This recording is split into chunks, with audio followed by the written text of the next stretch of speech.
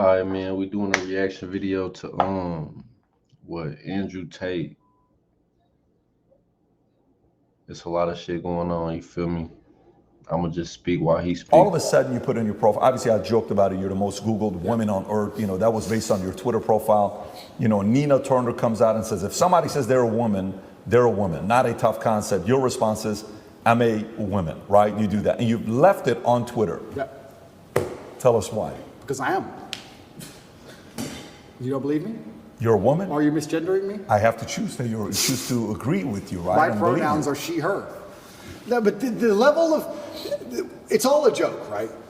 But there's actually a very sinister undertone to all of this garbage. And the sinister undertone is that your baseline instincts and your baseline senses are how you've always perceived the world, right?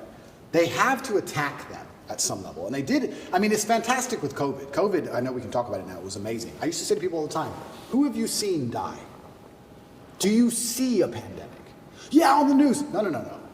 Do you see ambulances rushing back and forth everywhere? Do you see bodies on the street? Do you see lines outside of hospitals? Do you see a pandemic? How a pandemic? I've never seen nobody die from COVID. I've never seen lines. Like, it do take forever in Tulsa though, Hillcrest and shit, but it's not a line. Pandemic would look. Do you see a pandemic? Oh, but my friend's grandma, your friend's grandma was 96. Okay? So I'm not saying it's not sad. I'm saying she was 96. Do you see a pandemic? No, you don't. But they have just lied to you so many times that you're ignoring. That nigga said it's not, I ain't saying it's not sad. I'm saying she was 96. Your own eyes. That's the final stage of the slave mind. It's the final stage of it. The final stage of the slave mind is when your eyes tell you this is green, but the news told you it was blue. So it has to be blue. So when they're doing these things, it's nothing to do with caring about the mental health, of gender ideology, none of this garbage. They're deliberately attacking you and saying, what your eyes tell you is wrong. Because if they can make you start to admit that your own eyes are wrong, then what other defense do you have against propaganda? If they're going to give you a lie, but your own eyes can't protect you, well then it's over, isn't it? So all of these things they're doing, all of these things are a deliberate assault on the senses. And they do it by controlling the language. If you control what someone says, over time, you'll control what they think. You don't think what you don't say. It's very hard to live a life for 8 years, if you're lucky, and think things and never say them ever. If you think it, you're going to say it sometimes. You're going to give the idea, get some feedback on the idea, build on the idea, change the idea, whatever it is, through discussion. If you never, ever, ever discuss it, you're not going to think it. So they say, this is the truth, ignore your eyes, and you have to say it's the truth. You can't say it's not the truth. And the people who are in charge of the world, they think generationally. They have time. Right now it's a joke. 200 years from now it won't be a joke. 200 years from now it'll all be fucking standard operating protocol. The grandchildren of the people who are in charge now, that's what they want. They'll pull it off in the end. Slow, incremental damage. They do it with nearly everything. They'll take all your rights away. They'll take 100 of your rights away. They'll upset you. They'll give you 99 back.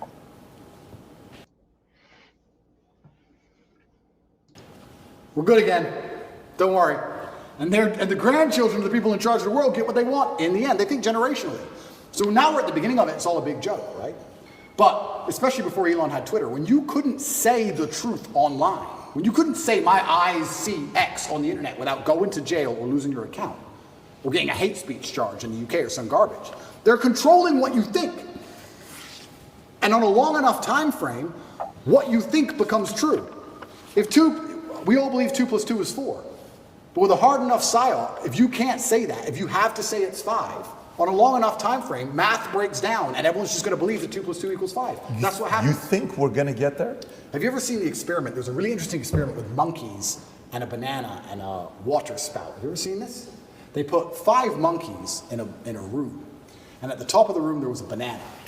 And when one monkey tried to climb up to get the banana, they turn on the hose and splash all the monkeys with ice cold water. So the monkey would come back down and wouldn't get the banana.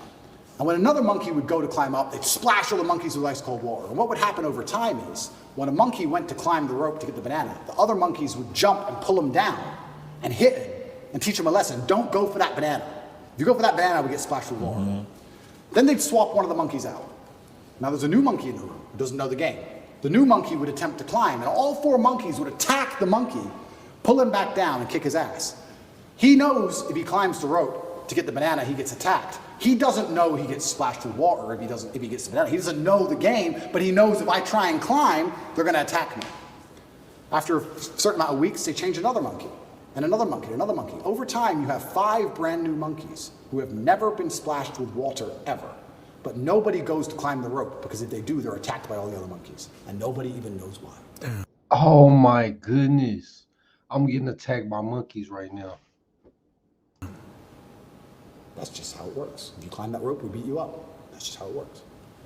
That's what they're doing on a long enough time scale to humanity. There are already X amount of people on the planet. There's already a population, X%, who knows what it is, who ignore their own eyes and repeat what they are told. You can't say that that's not what they're doing, because they're already successful with X amount of the population. They've begun. The seed is there. 2%, 3%, 7%, who knows? They've already proven they can do it. Now it's just a matter of not shutting up and hammering at home. Make sure they repeat it in schools. Children are young. They believe things. They're impressionable. Hammer it to the kids, especially. Put it in every Disney movie. Give it to the kids all day long. They grow up sooner or later. Long enough time frame. That's it. It's generational attacks. But do you think that's going to work, though? Because let me maybe unpack the question. So I'm from Glendale. I went to Glendale High School, hence the lawyer, right? So yesterday, a big fight broke out in Glendale. Massive. It's all over the news. Yep. So the fight was over these parents, Armenian parents, who were for 4 years are like, listen, we don't mind if you're gay, but don't teach our 4-year-olds about transgender. Don't put these books in. Finally yesterday, big old brawl. It's all over the news. They're fighting. Armenian parents are like, we're not going to tolerate this. This is just not going to happen to us, right? Then you go to YouTube. YouTube comes back and says, hey, starting such and such, all the videos that were put up about the election and, whether it was a fake election or not, we're no longer going to give a strike or take those videos down. They can stay up there, right? This is totally fine. Then you see the Surgeon General comes out, the attorney, I don't know if you saw this one here, he comes out with an article saying new Surgeon General advisory raises alarm about the devastating impact of the epidemic of loneliness and isolation in the United States. This is the same guy that was part of the camp, is now saying, hey, our epidemic of loneliness and isolation has been an underappreciated public health crisis that has harmed individuals and social health, our relationship, our source of healing, et cetera, et cetera. This is the same guy that said, wait a minute, lockdown, do this, do that. So the more and more arguments are coming out against even ESG. I don't know how close you follow ESG, where why are we doing this? Did you see how much Target lost? $10 billion? Did you see how much Bud Light lost? 25%, 12%? This is no longer working. Well, if you want to, even one of the insurance companies I work with closely, it's one of our biggest one we work with. Yesterday, I see their post on Instagram. Well, because of Pride Month, we're doing this. I know the people in that company, but they just raised a few $100 million. One of the companies they gave the money to was one of these bigger guys, the Vanguard, BlackRock, and State Street. So when you take money from those guys, you have to have a certain ESG score. But a lot of people are now saying this is not a proven formula that it works. Stop doing it. So do you think guys like you, who are maybe in business, who are maybe in church, they're saying, Pope, what are you doing? What are you talking about? Who are maybe in the Christian church, who are maybe in different denominations, they're in the military, sitting back saying, I didn't sign up for this. So meaning successfully, do you think these guys will be able to manipulate their agendas down everybody's throat, or there's going to be certain people standing up? Well, certainly I'd like to believe that the tide is shifting and we're starting to get some degree of victory against the matrix as a whole. I do believe that the public sentiment is shifting. However, the fight is long and it's very, very difficult, because I agree with what you're saying. Only a year ago, I would argue it completely and say it's basically over. I'm actually very impressed with the ground we've taken back with common sense. But these people operate so slowly. It's generational, these attacks. The attacks we're suffering now were started in the 70s and 80s. They take it over time. And yes, it's fantastic that those parents fought back against that school. That's fantastic. But there's a whole bunch of schools where they didn't. And who knows, okay, that particular book might be removed. A softer version will be implemented. Next year, maybe that book will come back. They have all the time in the world, all the money in the world, and they're insulated from these things. That's what's most scary. You talk about Vanguard and BlackRock and all these companies. What's actually scary about it is the people who are making these decisions are completely insulated from the consequences of their decisions. They're in Switzerland. They fly private. They don't care. You think they care about any of this crap? They'll say, oh, do this. Oh, it's caused a riot. They don't live there. They're nowhere near it. They have nothing to do with it. When is the last time you've even seen a politician? Do these people even exist? They're not even, they have nothing to do with where they operate. It's actually amazing. When I was in Dubai once, I think it was about 3 years ago, I saw the leader of Dubai walking through the mall. I was like, he's a person and he just walks through the mall. I was so impressed. Imagine a Western leader walking through the mall. Never. Never. Never in a million years. It's just pieces of paper, private jet, vanish. All these people who are in charge of everything don't even live in these communities. I do believe that, yes, we can win, because I don't think you can fight to the best of your ability if all hope is lost. I do believe we're winning and taking ground back, absolutely. And I believe that we're doing that by purely telling the truth. What our eyes see is what's real. And we're doing it in the name of God, because you're saying Armenians are strictly religious. I think God and religion is one of the best ways you can combat these things. However, the fight is never ending, because they're never ending going to try and implement. You talk about ESG scores. It's garbage they put together. That's not going to end. It's just going to get worse and worse and worse over time. And it's kind of unfortunate and it's kind of upsetting that we still have this system where the people can be unhappy with something. The peasants can revolt to a degree. But does it even really matter at some point? You get to a point of power where you don't care about money. And then things are really difficult, right? When you control everything, you don't care about money. I mean, I'd like to actually argue. We talk about Bud Light. This Mulaney, whatever is it? Dylan Mulvaney. Whatever. Yeah. Yeah, Dylan Mulvaney. Sweetheart, yeah. And yeah, I know we've damaged their share price, et cetera, et cetera. I would believe people who own that company or are beyond that company, I don't think they truly give a fuck. InBev. I don't think they care. Maybe they care a bit. I don't think they're losing that much sleep over it. Maybe they are, a little bit. But I'm saying you get to degrees of power and levels of power where you don't care about money. I'll give you a perfect example of it. I know we keep going back to this, but it was actually a massive pivotal event in awakening so many people was the COVID scam. I said this multiple times in many different countries I visited. I said, if they cared about you, they would have left everything open, maybe put a tax on everything, extra tax percent, whatever, and built hospitals. Why didn't they do that? Why did they lock you all up? Because it's a mass compliance exercise. They want you to comply. They don't give a shit about your health. They just want you to comply, and they want to test how many people comply. And people were saying, yeah, it's all about money, it's all about profit. And I said, that's actually a very optimistic way to look at it. I think that if you destroy the economy and lock everyone in their houses and destroy everyone's businesses, you don't care about money. You're beyond money. You're above money. You want power and you want control. Because once you become actually rich, you learn that the world is all just about people, right? The best things in your life are people. The best things in your life are family. The things that make you happiest are your friends. Your life experience is the best if you have good team around you, good assistants, good helpers, good staff, whatever it is. It's all about people and controlling people. What do you want money for? To get other people to do what you want. That's all money is. I want a Lamborghini. I can't build one. He can. I will pay him to build me a Lamborghini. It's all about people. So once you get... That nigga's cold. Listen to what he's saying. Get beyond a certain level of money, and there's a certain level of control you want that money perhaps can't buy, then you think, well, I don't care about the money, I want the power. I don't want money, I want them to stay in their houses. Why? Because it says so. I don't have to, they have to. Ha ha ha. It's funny. And now That nigga said, haha. It's funny. I've said that and sat with people and said, do you really think people in charge of the world are so petty that they would lock everyone in their houses so they can laugh? I say, yeah, I actually do. I think if you were born into a wealthy family where money has precisely zero value, and you are arrogant to the moon because you're this whoever, and you believe you're God's gift, and you don't, a Ferrari ain't gonna make you happy. Who cares about Ferrari? Ferrari's free, it's pennies. You don't care about any of this shit. What makes you happy is everyone respecting you and being afraid of you. To a degree, you're gonna try and influence some power and fear. I think that's what it is. So I think a lot of these companies, when they're doing these things and they're upsetting people, etc., yeah, it's good that we're fighting back, but I also think part of them enjoy the show. I think part of them genuinely enjoy the show. I think part of them go, you know what? Let's do, this is insane. Let's do this. Ah, they're fighting. I really believe it. I know it's a pessimistic way to look at it, but I think they enjoy the show apart. I don't disagree with you in regards to that. I can see that how, you know, you see it in movies or scenes where, you know, condescending, arrogant, you know, and they kind of want to, they enjoy bullying the guy that can't help himself, right? Hey, do this. Hey, clean up, pick this up. Look at this. He'll do anything that I need him to do, right? I fully believe that those types of things exist. But, man, empires have fallen so many times because they thought they can get away with murder. It's true. And then eventually people said, listen, stop. You're not going to do this to me anymore. We're not going to take a stand.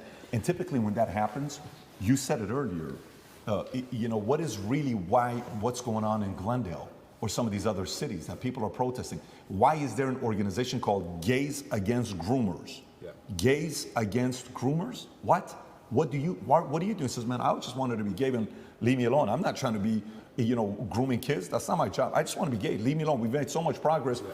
These guys, I'm not that guy. I'm not this person, right? Yeah. So I think the part that they fear the most, if you read Communist Manifesto, there's a book written by Cleon Skousen. I think he was like a former CIA agent for like 15 years. He wrote a book called The Naked Communist. Yeah. One of the things Andrew Tate do not want to listen to this man. He's like worse than a regular Gentile. Like, oh, I want to break it down so hard to y'all, but I don't want to get banned. He talks about how getting rid of God, well, they're succeeding in that area, but not fully yet. Yeah.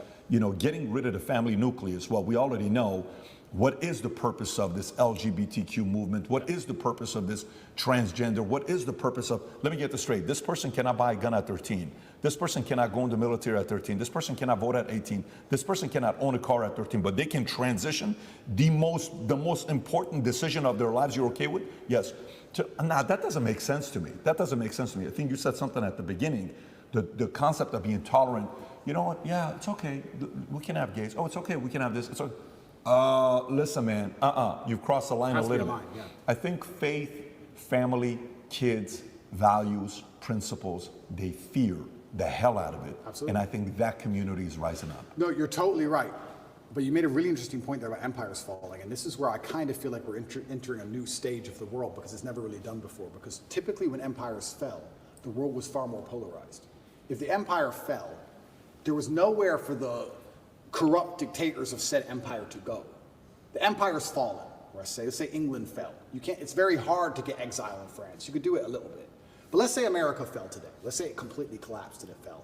The people who archetyped that downfall, do you think they'd be in America? Do you think they'd be sitting there waiting to get scooped up? Do you even know who they are? Can you recognize them? What's their name? Even if you could, do you think they're in America or do you think they're skiing in Switzerland? This globalism, the whole point of globalism is that they don't care when empires fall. When you globalize the world, then you have a chessboard. I lost the knight, doesn't matter, put bishop. Sack the queen, who cares? There's so many things I want to say, but I don't want to die. But there's truth, this can be proven.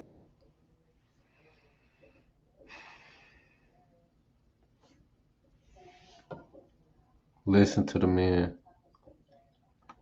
I don't care. And shown, even with he want to talk about the Israelites. This current proxy war. Europe and all the gas prices and the inflation rate in Europe has gone to the moon to fund this proxy war in Ukraine. Why has this happened? Because America's in charge of everything, and America has decided that Europe has to bear the brunt of the bullshit for its proxy war. You're going to have higher gas prices, you're going to have inflation, you're going to have mass civil unrest, you're going to deal with it all. And we're going to sit over here and insulate ourselves because we have the global reserve currency. And the war is going to happen over there, and everyone's going to die, and we're in charge. So now you have this globalism. How can an empire fall when you have basically two camps? There's two teams now. There's two sides left. So I agree with you completely about empires falling, but I'm saying if the empires fell in days of old, the kings would be strung up. But now when the empire falls, nobody notices. It doesn't matter. We don't know who the kings are. We don't know who's in charge. We don't know where they are. They're not going to be anywhere near the trouble. That's for fucking sure. They're just going to be somewhere else. Oops. Oh, well. And do they really care? Do the people in charge of the world care if America's crime rate goes up 1,000%? Would they lose sleep at night? I actually think they do partially. Because think about it. So I'm with Andrew Schultz, and I'm taking your position with him. Yep. Okay, you know who Andrew Schultz is? Good guy. And he says, part of me that gives me comfort is knowing these guys are so obsessed with their money. He may be wrong. We can debate this. Yep. They're so obsessed with their money that there's no way they're going to let America fall. Because if America falls, everything else falls. So they're going to go just as much as they can to control, but not enough to get the machine to break because they're so in love with money and power, they don't want to give that up. Well, I hope that's true. I would love for that to be true. But my argument is that these people are already so deeply entrenched, they print the money. They'll print the new money. They don't care. If they cared about money, COVID wouldn't have happened. They closed the entire economy. I don't think they care about money. I think they control the world to a level where you want to eat? Do you want war? Like, I don't think they give a shit about money. They'll print the new money. They'll change the name of it and print the new one. At a certain level of power, I think they're so above and beyond all of our concepts of how the world works that they don't have any interest in any of it. I don't think they give a shit. I think if you were to go to these people, whoever they are, and say, we're going to take your money away, they would just laugh at you. You think you can take my money? You think you understand money? You think you're going to damage the stock market? You think I give a shit about share price? I think there's a level beyond all of this. And they're the ones who truly are running things, and they truly have no influence. And in fact, the harder they damage the economy and the more damage they do to money, the more people are dependent on governments to eat. That's where communism comes from, right? The more poor we get, the more you need the government just so you have food in your mouth. How can you resist the government if they feed you? You can't. So yeah, and I sound pessimistic, and I'm not pessimistic. And I do believe the answer to all of these things is free thinking and truth and God and communities standing up for themselves and changing the general consensus. I do believe that. Because to a degree, although we talk about people who run the world, to a degree we run the world. Because our tolerance level is what runs the world. There's more of us than them. So to a degree you say, who's in charge of the world? Well, I like to say, well, we are. Because it's all about, we're the abused wife in this relationship. How much crap are we going to put up with? We set the limit. They're going to come at us with everything they can, right? We set the limit. But the problem is, they try very, very hard to, one, increase our limit to the max, which is tolerance, and two, to divide us to the point where we don't ever unite long enough. I love what happened in Glendale, what you just told me about. That should be happening in every single school across America, all of them. Oh, they would love it if you retweet the video for them and give more exposure. I will do. You know, when you're saying this, I'm reading a book right now, Robert Moses. I don't know if you know who he is or not, Power Broker. This is a guy, it would be a very interesting guy for you to study. This is the guy that built New York, okay? And he came up and hated, complicated person, misunderstood. The more they would push him back, the more he stood up. The more they would say, no, this is not fair what you're doing, the more he would even say, I'm gonna go even more extreme. And so if in New York you mention the name Robert Moses, there's gonna be a camp that's gonna say scumbag, racist, white supremacist, all this stuff. And there's a side that's gonna say, this guy built a bridge, this guy did this guy did that. He would make it so hard for a certain community to go to the nicer community. He would put the the bridge so low that trucks couldn't go through because he didn't want the bad people to go into this. Like he was that sharp. And one time in the book, they talk about how Robert Moses, he says, look, the one thing about Robert Moses, he could give a shit about money.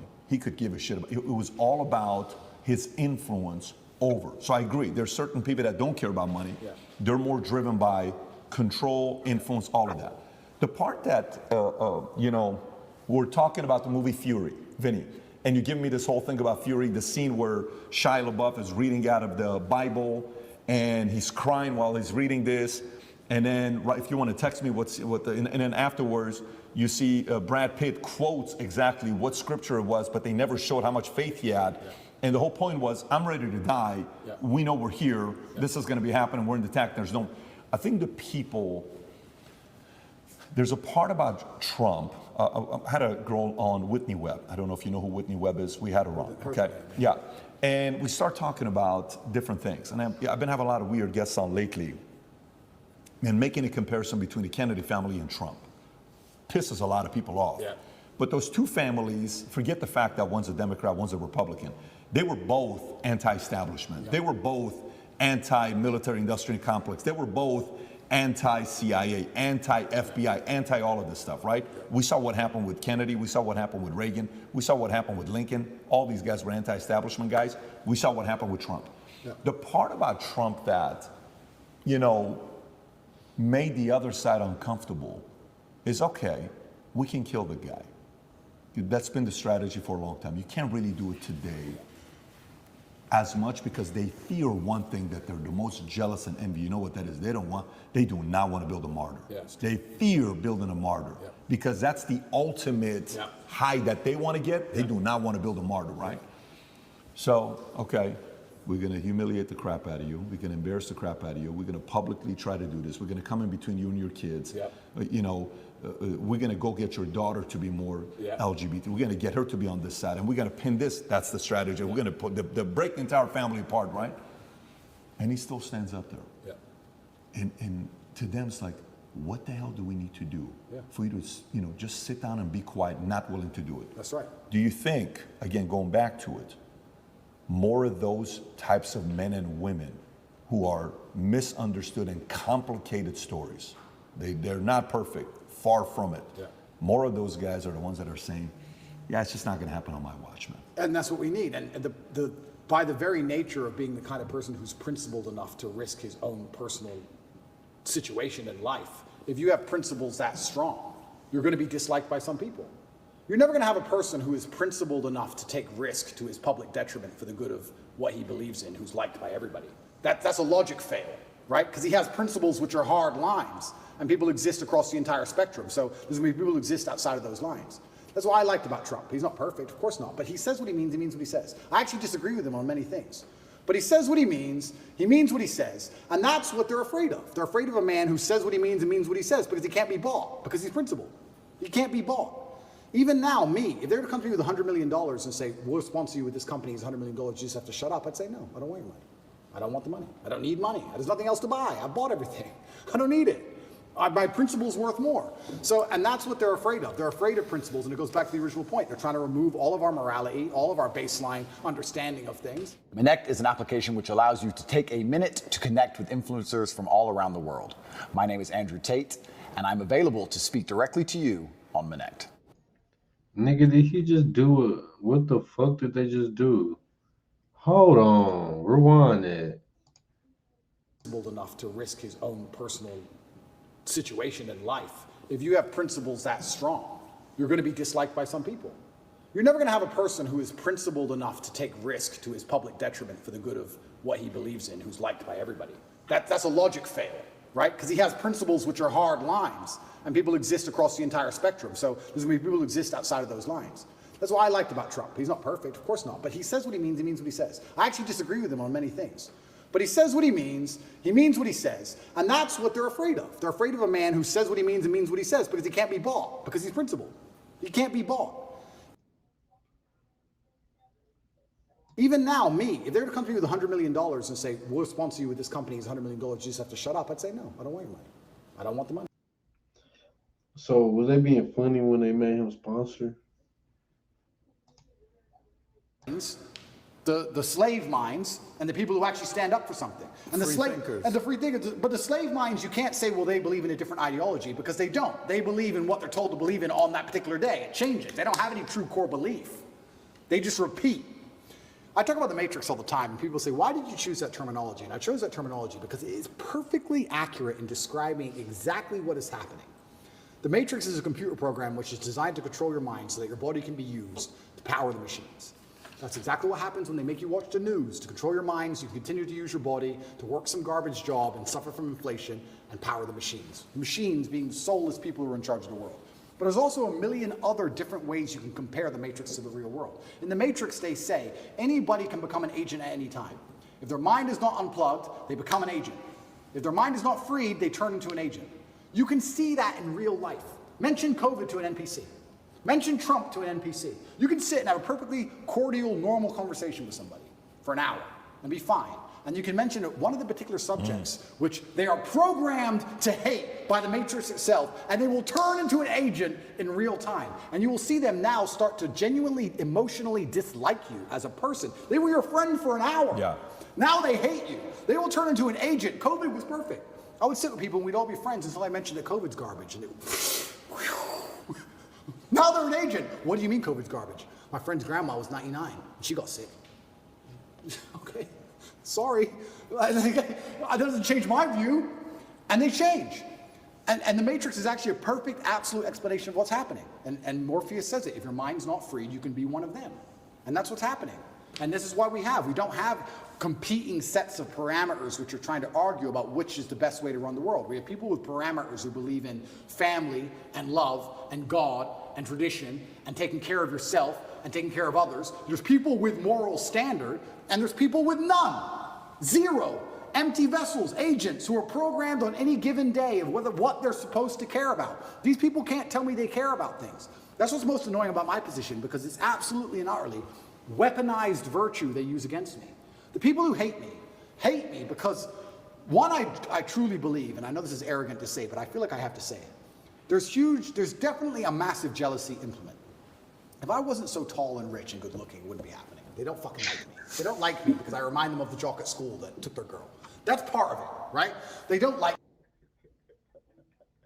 me personally. So they try, it's true. So they try and find an attack vector. And what happens when you have somebody who's monumentally successful across all realms of human endeavor, the only way you can attack them is by calling them a bad person. They can't call me stupid, they can't call me ugly, can't call me broke, can't call me weak, they can't call me any of these things. So how do we attack this guy? Well, he's a bad person. How do you call someone a bad person? You weaponize virtue. None of the people, none, who are pretending to give a shit about women and that I'm bad to protect women have any interest in protecting women. None of these Real talk. We sit here and protect women every day, and y'all want to talk mess about us, man. We good. people think I better become physically strong to protect women. None of them even believe in protecting a woman in a physical scenario. None of them even believe in protecting their family. None of them donate to any charities that involve women, nothing. They're just taking the virtue and weaponizing it and attacking me with it. Me as a person who donates $25 million a year to charity to feed both male and female children. Me as a person who believes I have a responsibility to be physically capable so that any woman I'm walking down the street with is safe. I do more for women than any of these clowns would ever do. But they're just weaponizing virtue and attacking me with it. It's not even genuine virtue. That's what's so upsetting about it. These people, the matrix-minded people, have so few parameters and so few virtue. Whenever there's virtue inside of them, it's only so they can take it, weaponize it, and fire it at you. They don't give a shit about any of the issues they talk about. They don't care about race. They don't care about women. They don't care about gays. None of it. They take it, they put it in a bullet, and they shoot it at the people they don't like. It's all fake. All of it. When you were talking about this, I wrote all these things down that we're talking about. Principled virtues, God, parents, true believers, fighters, traditions. These people they fear, right? All these people they fear. And these guys are slowly but surely starting to stand up. The scene we're talking about with Shia LaBeouf, he says, what we're doing here is a righteous act. Here's a Bible verse I think about sometimes, many times. This is his words. It goes, and I heard the voice of the Lord saying, whom shall I send? And who will go for us? And he began crying and said, here I am, send me. Brad Pitt turns around and says, Book of Isaiah chapter 6. Connect is an application which allows you to take a minute to... And I am the person they sent, you feel me, to react to Andrew Tate because he's a leader and I'm a leader. And it's only right for an Israelite to push the scenario, you feel me? Yeah, man. Don't live in the matrix. Love who you around at that moment, because forever your soul and your spirit is gonna last. Good souls win.